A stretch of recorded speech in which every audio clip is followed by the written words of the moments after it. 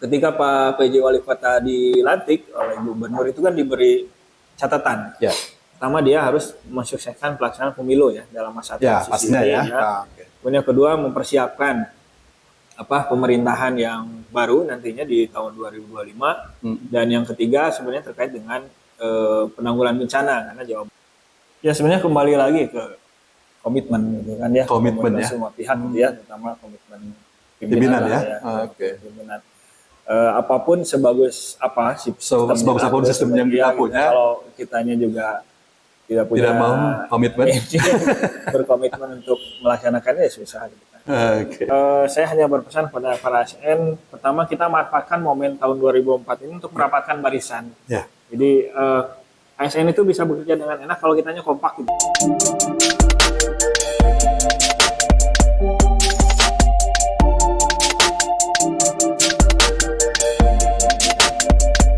Assalamualaikum warahmatullahi wabarakatuh. Salam sehat dan tetap semangat.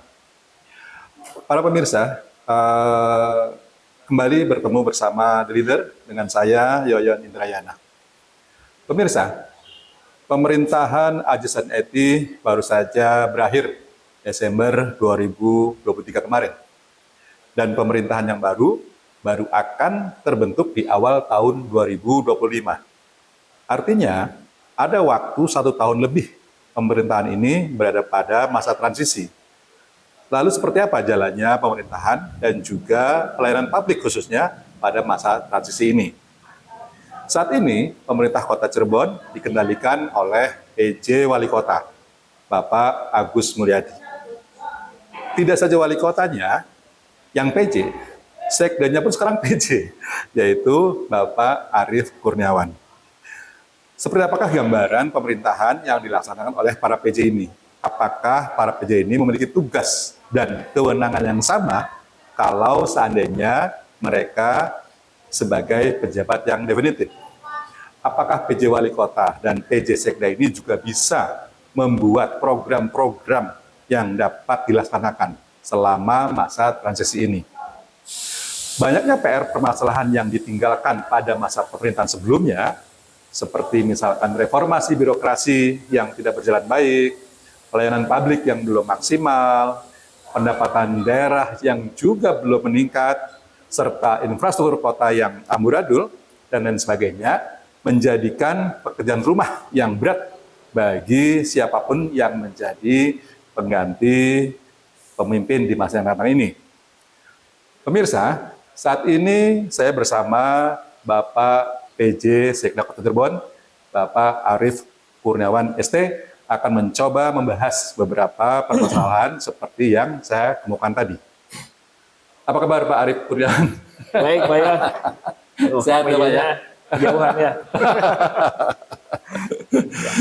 Okay. Sehat Pak Yon. Alhamdulillah. Selamat datang di The Leader nih Pak Arief. Ya, terima kasih. Oke Pak Arief. Sebelum kita diskusi lebih jauh tentang jalannya pemerintahan di Kota Cirebon saat ini, barangkali Bapak bisa cerita dulu nih sedikit tentang mungkin perjalanan karir kali ya, sampai Pak Arief jadi PJ Sekda seperti ini. Moga Mas Sekda. Baik, terima kasih Pak Yon dan para pemirsa semuanya. Saya masuk Kota Cirebon nggak jauh dengan Pak Yon. Oh ya? Tahun 1997. 97 ya? Pak Yon sebelum 93. 93 ya. Saya 97, masuk dan langsung ditempatkan di Bapeda. Dan saya lama di Bapeda. Kalau dihitung mungkin hampir 20 tahun. Lebih lama. Paling lama di Bapeda ya? Paling lama di Bapeda. Kemudian sempat diberi tugas keluar sebentar jadi sekretaris di BPKPD, kemudian kembali lagi menjadi kepala Bapeda. Dari kepala Bapeda menjadi kepala Badan Keuangan Daerah BPKPD 1,5 tahun lah, kemudian jadi asisten administrasi umum dan saat ini saya menjabat sebagai penjabat sekretariat daerah Kota Cirebon. Ya. Itu kalau lahir atau sekolah di mana Pak Arief? Lahir sekolah di Bandung. ITB ya? Iya. Ya, saya lulusan jurusan Teknik Perencanaan Wilayah dan Kota planologi dulu namanya ya? Tahun 1994. Oke, Pak Arief. Pak Arief, pada rapat koordinasi kemarin ya, atau briefing ya, Ya, briefing Pak PJ Wali Kota menyampaikan bahwa pada masa atau tahun transisi ini pemerintah akan memprioritaskan peningkatan SDM dan infrastruktur pendidikan. Seperti apa Pak gambaran detailnya?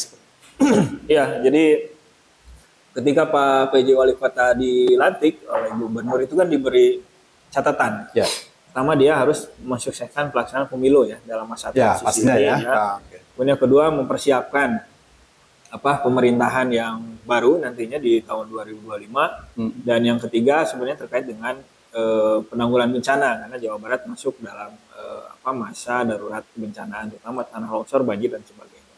Jadi 3 itu, namun demikian dalam pelaksanaan pemerintahannya kita mempertimbangkan waktu yang sangat terbatas ya, tapi 1 tahun lebih aja paling ya. 1 tahun lebih. Dan di luar itu, di luar tadi tugas yang disampaikan Pak Gubernur, ada 3 prioritas yang kita akan lakukan di 2024 ini yang sekiranya 1 tahun ini bisa tercapai gitu lah, bisa dilaksanakan. Yang pertama memang penerapan merit system. Merit system ya? Ya, merit system terkait dengan birokrasi kepegawaian. Kedua adalah kaitan dengan optimalisasi pendapatan daerah. Jadi 2 tahun terakhir mungkin keuangan kita murat marit. PAD-nya tidak tercapai. Iya, alhamdulillah tahun 2023 kita nggak ada tunda bayar Pak Yon. Jadi jadi full terbayar. Sudah terbayarkan kemarin ya? Terbayar semua Pak, alhamdulillah. Jadi tidak ada lagi hutang tunda bayar. Sebelumnya kita ada tunda bayar.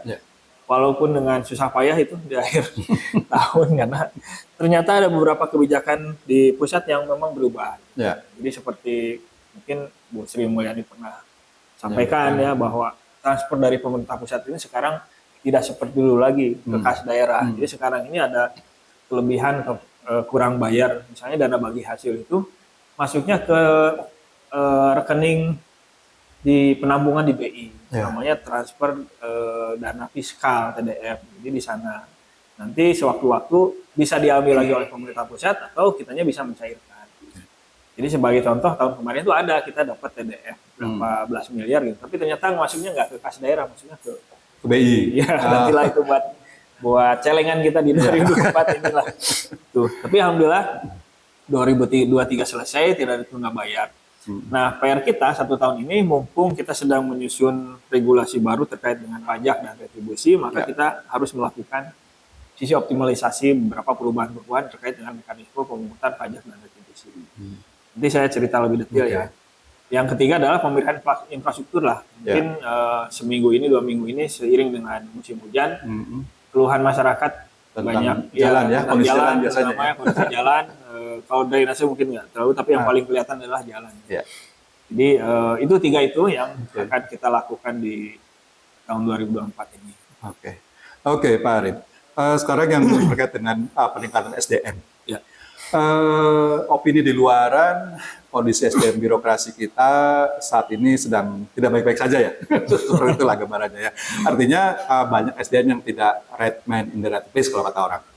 Sehingga banyak pejabat yang kompetensinya itu tidak sesuai dengan tupoksi dan kewenangan yang diembannya. Nah, akibatnya kinerja pemerintah kota tidak maksimal. Nah, bagaimana pandangan Pak Arif tentang opini tersebut? Ya, memang masyarakat tentu bisa menilai ya, karena pasti kelihatan gitu kan. Hasilnya kelihatan. Antara latar belakang pendidikan dengan pekerjaan yang dilakukan. Jadi memang nanti kita akan lakukan perbaikan Pak. Jadi ada 8 area di merit system itu. Yang pertama adalah perencanaan kebutuhan pegawai. Dan kebetulan sekarang kita sedang menyusun daftar formasi untuk P3K. Sekaligus juga menyusun analisis beban kerja untuk semua perangkat daerah. Nanti kelihatan sebenarnya kebutuhan pegawai kita itu berapa gitu ya. Jadi sebenarnya seingat saya dari data dari BKPSDM kita tuh butuh 7.900 pegawai Pak.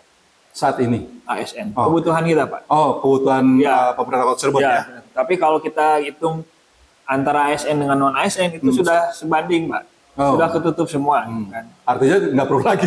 Nggak perlu penambahan lagi sebenarnya ya. ASN kita hanya 4 ribuan Pak. Sisanya itu non ASN. Ini yang perlu perlu nanti direncanakan lebih baik lagi. Jadi menyesuaikan dengan analisis beban kerja. Yang kedua adalah pengadaan pegawai. P3K termasuk bagian dari pengadaan pegawai. Dan sebentar Pak Arif, sebelum lebih lanjut, barangkali pemirsa perlu tahu apa tuh merit system itu. Iya.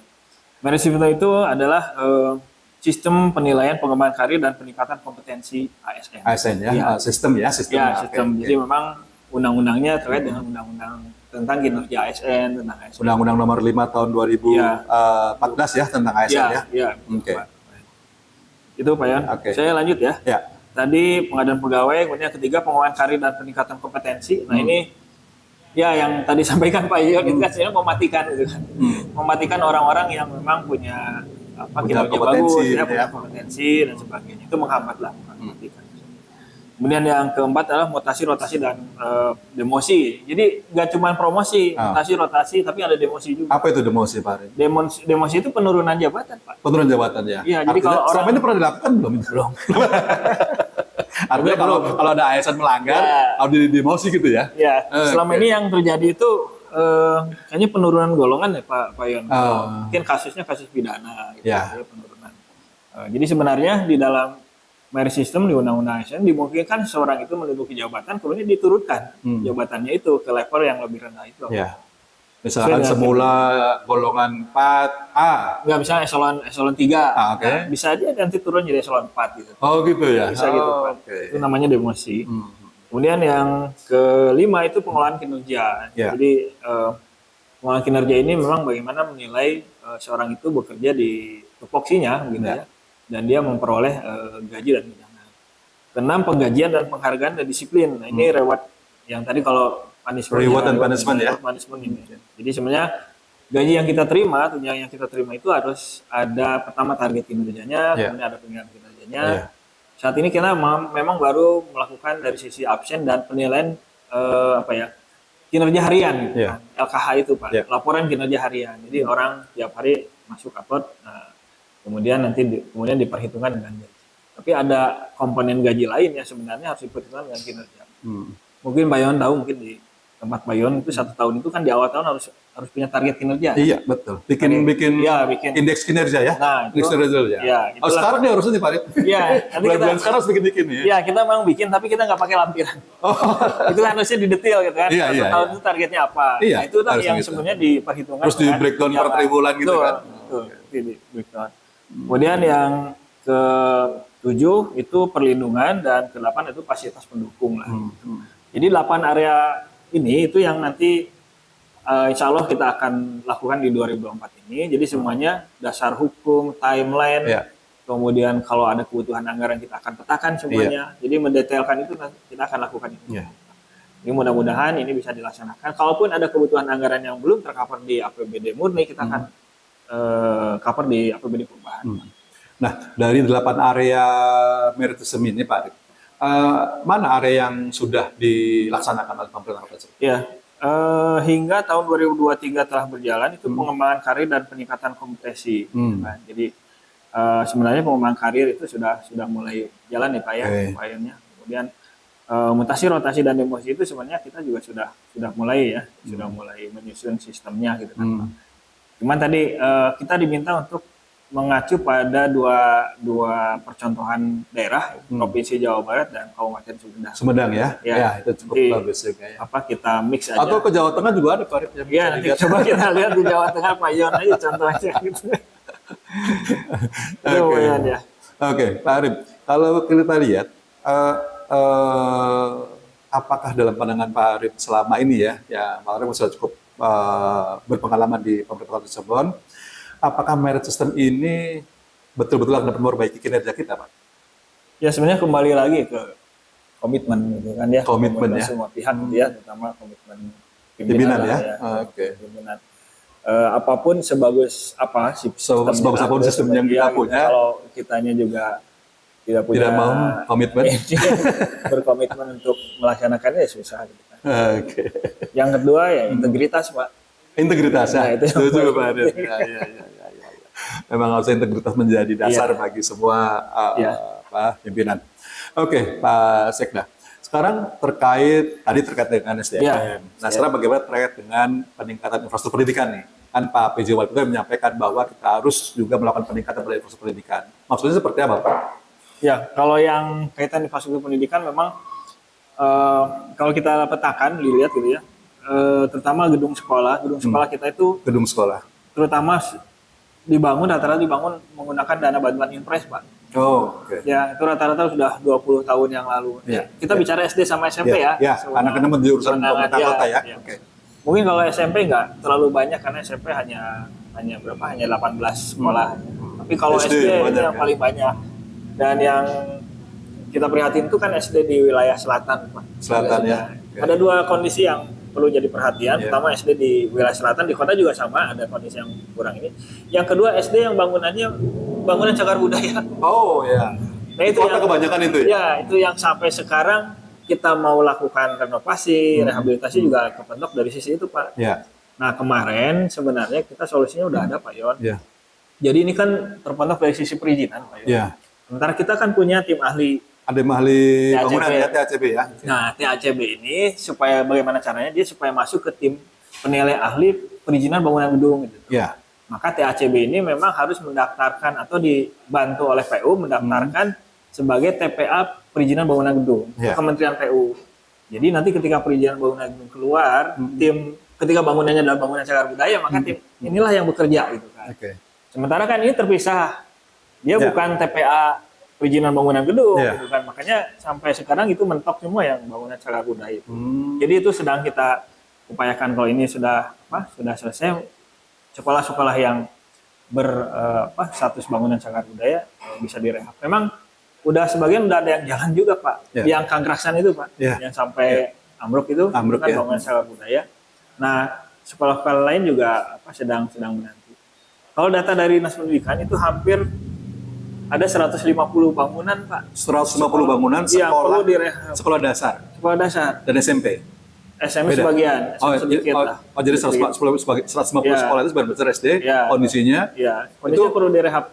Itu ada rusak berat, rusak berat ada. Rusak berat, waduh, cukup memprihatinkan ya. Itu dari berapa sekolah dasar, Pak Arif? Dari kota ada berapa? 125. Oh. Kita sekolah SD itu ada 125 SD, Pak. Oke. Ya, itu berarti hampir semua dong perlu kita perbaiki. Iya. Iya, nah sekarang pendanaan dari kita kan terbatas ya, sangat terbatas lah. Kan. Kemudian memang ada yang namanya dana alokasi khusus. Kan. Ya, kalau kita ngitung dengan jumlah 150 itu memang penyelesaiannya mungkin lama. Nah ini memang perlu kontribusi banyak pihak, Pak. Ya untuk bangunan ini, terutama sekolah dasar. Tapi di sisi lain ada sekolah-sekolah yang mungkin bisa digabung, Pak. Ya, di merger. Ya, karena muridnya sedikit atau Okay. kekurangan, terutama yang level SD lah. Jadi beberapa hal kemarin juga waktu hari Senin kemarin kita ada Selasa kita briefing dengan Dinas Pendidikan, Pak. Di sana juga mengundang kepala sekolah, itu mereka mengeluhkan seperti itu. Kekurangan ruang kelas, ketiadaan gudang misalnya merekanya itu. Jadi kelasnya itu ada SD yang kelasnya nggak sampai 6 kelas, Pak. Ada cuma 5, jadi gantian, ada kelas yang gantian gitu kan. Padahal itu di kota gitu kan. Nah ini yang beberapa hal yang memang menjadi perhatian. Padahal kota ini kan menjadi tujuan orang kabupaten dan sekitarnya, Pak Arif, untuk sekolah ya. Iya, itu. Jadi walaupun RLS kita sudah 10 tahun gitu angka melek kita udah hampir 97% lebih, 98 gitu. Tapi ya kondisinya memang seperti itu ya. Oke, Pak Arif. Itu mungkin dari sisi pemerintah melihat bahwa masalah pendidikan seperti itu masalahnya. Tetapi sementara itu masyarakat melihat bahwa masalah pendidikan itu di masalah PBDB. Gimana Pak dengan Pak Arif? Ya, sebenarnya PBDB itu kan nggak cuma di kota Cirebon. Ya, di mana-mana juga gitu. Semuanya juga sama gitu kan, ada persoalan. Kita sebenarnya sedang menunggu regulasi di pusat ya. Kemarin juga dari MCP KPK juga menyampaikan seperti itu, Pak. Ini sedang dibahas di pusat itu. Jadi masukan dari MCP itu mutual yang penjaminan mutu KPK yang biasa menilai kita tiap bulan, Pak. Itu mereka nanti akan menyampaikan PBDB ini regulasinya mungkin akan dikembalikan ke zaman waktu kita sekolah, Pak. Jadi menggunakan testing di antara zonasi atau testing kita masih dipilih. Kita tunggu saja untuk yang PPDB sekarang 2024 ini ya. Mau seperti apa, karena PPDB tentu juga mengacu pada aturan yang di atasnya gitu. Pak Arif, selain infrastruktur pendidikan tadi ya, berkaitan fasilitas yang memang sekarang perlu diperbaiki, ada masalah lain nggak untuk masalah pendidikan, Pak Arif? Ya, pendidikan Sementara itu ya, Itu ya, yang menjadi terkonkret prioritas kita tahun ini lah ya. ya. Ya. Oke. Nah, Oh ya, satu lagi iya. mungkin Pak, kalau di bidang pendidikan ini terkait dengan pemenuhan tenaga pendidikan yang Tenaga pengajar ya. yang masih banyak yang belum Kita masih banyak honorer yang ya, belum kan. masih banyak Pak. Oh. Jadi kemarin aja yang tahun kemarin 770 sekian yang tenaga pendidik itu, yang diangkat P3 itu, P3K itu baru 690. Oh, masih ada sisa Nah, ya. ada sisa 70 yang nggak keisi, sayang kan Pak. Iya, Sementara betul. yang ada yang lain selain guru, misalnya tenaga kependidikan yang perlu kita angkat. Jadi dari sisi SDM tenaga kependidikannya ya, mungkin Oke. jadi persoalan karena banyak, kemudian juga masih banyak yang belum bisa terangkat begitu ya. Untuk ke P3K mungkin. Jadi cukup banyak juga nih masalah pendidikan ya, di samping fasilitasnya, gurunya, gitu. Terus zonanya juga gitu ya Pak Rep ya. Oke, ini PR yang berat bagi pemerintah untuk bisa menanggulangi itu. Oke, Pak Rep, sekarang terkait dengan pendapat asli daerah. Seperti apa nih upaya yang akan kita lakukan ke depan agar tadi PAD ini dapat biayai pembangunan di kota kita? Seperti apa Pak? Iya, sebenarnya momen 2024 ini momen yang sangat baik. Bagus ya. Iya, baik karena kita udah lepas dari COVID nih. ya kita pertama udah lepas dari COVID, kemudian dari sisi regulasi kita 2024 ini kan diminta untuk menyusun regulasi baru, Perda dan Perwali terkait dengan pajak dan retribusi menyesuaikan dengan Undang-Undang 1 Hubungan Keuangan Pusat dan Daerah. Nah, selain ada kenaikan tarif, mungkin bukan kenaikan sih sebenarnya perubahan ya, menyesuaikan dengan undang-undang itu kan nanti pada naik pada protes gitu ya. Sebenarnya menyesuaikan dengan undang-undang kan Undang-Undang 1 HKPD, tapi ada juga sektor pajak yang dihilangkan, Pak Yon. Seperti ya, apa retribusi lah. Retribusi misalnya alat pemadam kebakaran, uji kir, kemudian ya, kemarin kalau nggak salah di sub sudah launching kir gratis ya. Kir gratis. Teranya Indak nih, Pak. Tera Indak ya. Itu udah nggak boleh lagi kita pungut. Jadi itu udah hilangkan. Jadi ada beberapa opsi yang memang sudah tidak layak lagi untuk dijadikan itu. Nah, berbicara pajak retribusi, memang kita harus bicara dari hulu ke hilir. Ya. Dari sejak si pembayar pajak dan retribusi itu sampai ke pengelola dan masuk ke kas daerah. Ya. Jadi di sisi pajak aja misalnya, pajak itu memang harus dilihat seperti kita sekarang ada di kafe nih ya. Ya. Nah, pajak WP, makanan. Ya, makan resto lah. Resto Ya, pajak restoran. Nah, sebenarnya WP itu harusnya ngisi nih. Harus bayar ya. Kita harus bayar pajak. Ya, harus bayar. Tapi, bayar, ya. Tapi dari mana kita bisa menghitung dia benar apa enggak? Dia setor apa enggak? Bukan hanya store, tapi nilainya, Pak. Oh, nilainya, oke. Nilainya, Pak Yon. Nah, benar apa enggak? Misalkan gini, misalnya kita makan 200.000 nih, 200.000 nih. Kan? Ya. Nanti pajak yang kita bayarkan 10% berarti 20.000. Ya. Artinya 20.000 itu harus setoran pengusaha ke kas daerah. Gitu ya. Oke. Nah, maksudnya gini, si pengusaha itu harusnya memang mengisi daftar isian. Di sini kan ada kursi itu. Berapa kapasitas kursi, berapa kapasitas parkir dan sebagainya. Nah, itu sebagai data awal untuk bisa menghitung ya. Gitu ya. Sebenarnya setorannya itu nilai wajar setoran itu berapa? Iya. Sekarang ini sebenarnya pemerintah Kota Cirebon sudah bekerja sama dengan HPP Pratama, Pak. Jadi kita bisa buka-bukaan nih data wajib pajak kan. Yang SPT tahunan kan kita bisa bandingkan dengan pajak yang pemerintah daerah gitu kan. Itu kalau kan iya sama omset yang ditulisnya kan harusnya sama. Kalau berbeda kan ada yang selisih nih, apakah selisihnya di pajak daerah atau selisihnya di SPT pajak tahunan. Nah, kita udah kerjasama dengan itu tapi kita udah terintegrasi belum ya? Belum, Pak. Dengan KPP Pratama aja belum terintegrasi. Belum, cuman kita udah ada kerjasama, jadi kalau ada permintaan dari kita bisa permintaan data bisa ya. Kita bisa buka data itu. Jadi untuk pajak sebenarnya banyak yang nanti kita akan perbaiki ya. Jadi intinya sebenarnya pertama mengurangi kebocoran. Kan? Kebocoran itu ada di dua hal ya. Ada si pembayar pajak, ada di misalnya petugas di sistem lah. Yang kedua adalah digitalisasi. Jadi mengurangi interaksi antar orang kan, Pak. Jadi semuanya harus menggunakan digital lah. Sekarang semua orang sudah punya HP, nggak mungkin nggak bayar pakai HP. Kecuali memang saya udah minta ke BPKP, daerah-daerah di pesisir sama wilayah selatan mungkin itu ada pengecualian lah. Kalau itu sih nggak terlalu. Itu beberapa hal mungkin Pak yang pajak. Nah, Pak Arif, kalau boleh tahu target PAD tahun kemarin 2023 kita tercapai nggak sih, Pak? PAD apa ya? PAD tahunan PAD Kota Cirebon. Target kemarin berapa? Terus saya nggak apa ya. Apa? Tercapai nggak? Ada yang tercapai, ada yang enggak. Ada yang malah lebih. Artinya secara total, secara global terpenuhi nggak? Secara global terpenuhi. Kalau pajak terpenuhi, Pak. Kalau pajak itu ada yang over target. Misalnya PBB, pajak hotel, resto itu over target. Tapi pajak hiburan enggak. Kemudian pajak apa ya? Kemarin itu lain-lain PAD Angsa. Jadi over target ini menutupi yang kekurangan. Oh, jadi subsidi lah ya, Ya, subsidi silang gitu lah ya. Tapi memang retribusi itu enggak capai target, Pak. Retribusi itu enggak capai target. Jadi ada beberapa yang over gitu ya. Nah, untuk 2024 seperti apa?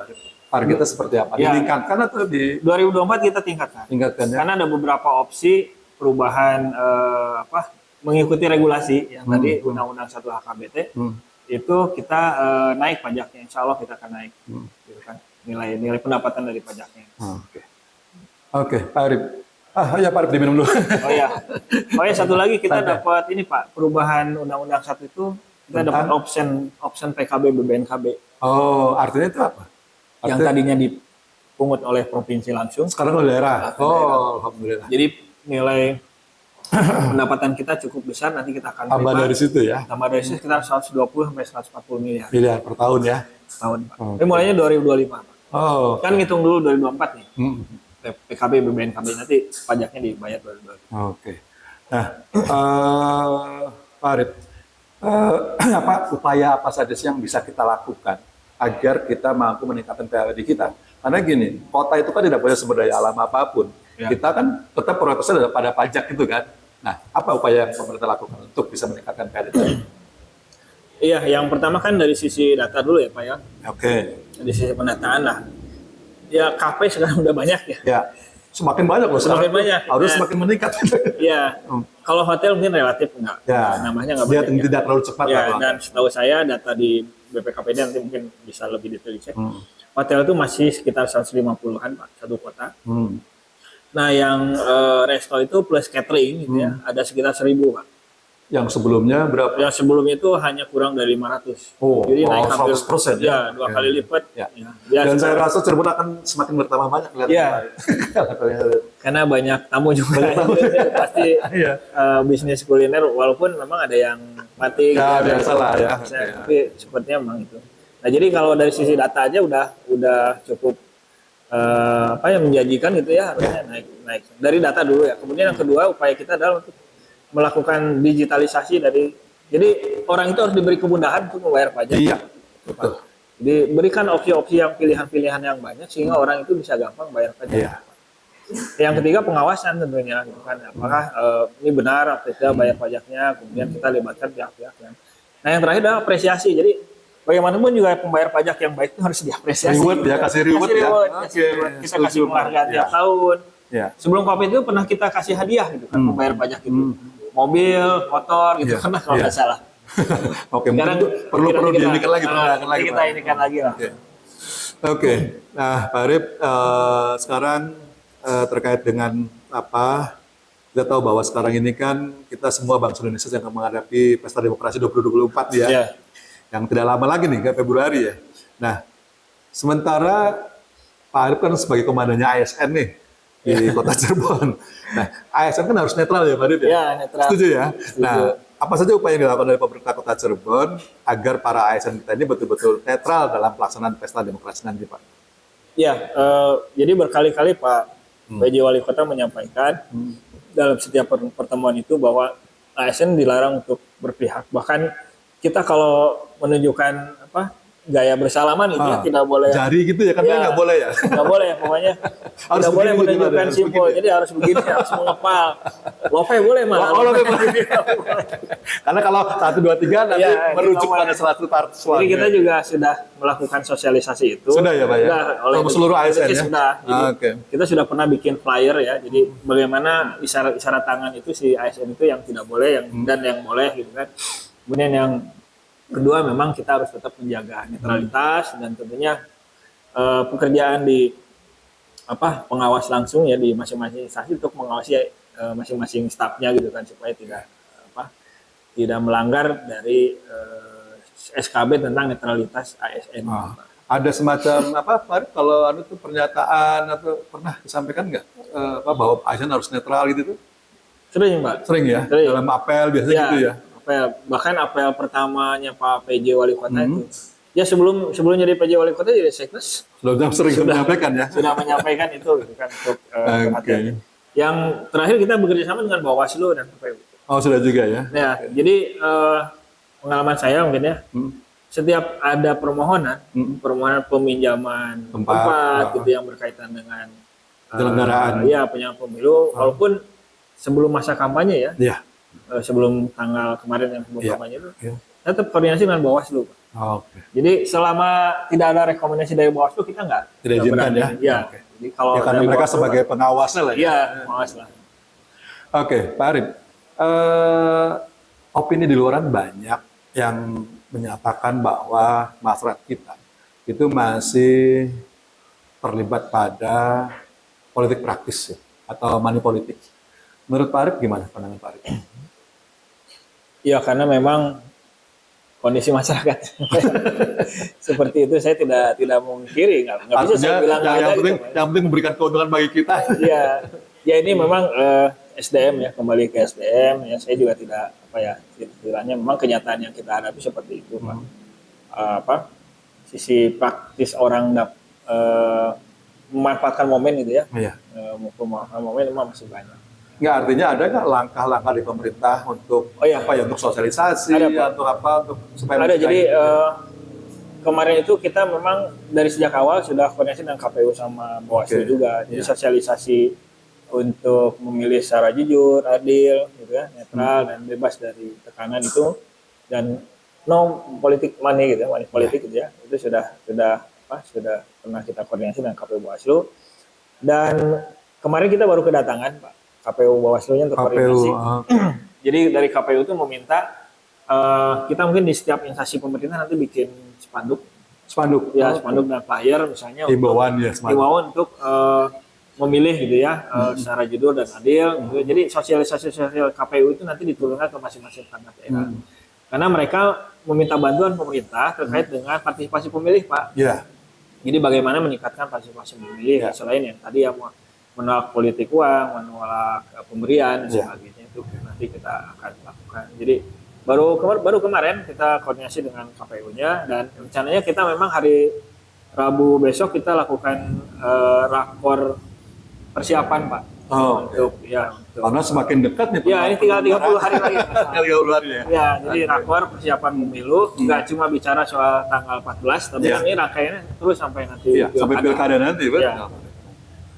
Pak Arif, diskusi yang luar biasa. Sayang waktu juga ya pemerintahan kita. Barangkali ada pesan-pesan kepada para ASN, Pak Arif, sebelum saya akhiri.